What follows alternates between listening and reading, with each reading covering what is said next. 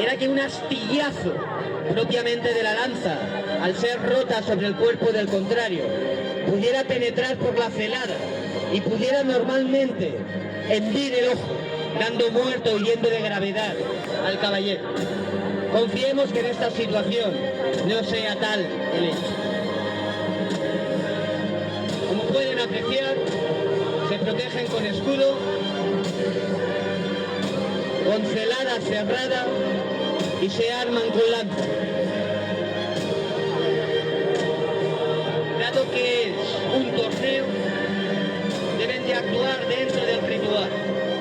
Por lo tanto, en sus posiciones y que realicen el saludo que corresponde al honor de un caballero.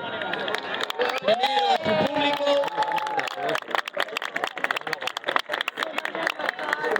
y después entre ellos.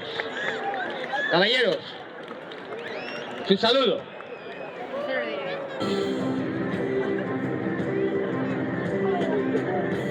¡Vamos, campeón!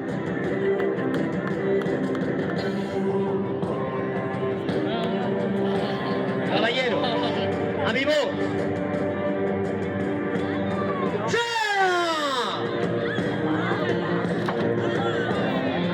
Una lanza ha sido rota, pero ningún caballero ha sido derribado. La lanza, que sea sustituida. La lanza. No. Sigan pues. Si así lo quiere el caballero, que así sea. ¡Adelante!